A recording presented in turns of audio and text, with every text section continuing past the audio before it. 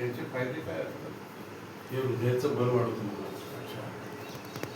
हृदयाचं बल वाढवते, तुमचं ब्लड प्रेशर कंट्रोलमध्ये राहते. हो. आणि सोबत जे ब्लॉकेज वगैरे होतात ना, हो.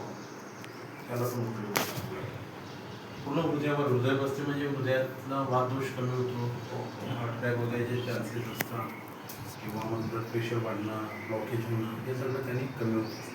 आणि हृदयाचा आणि मनाचा जवळचा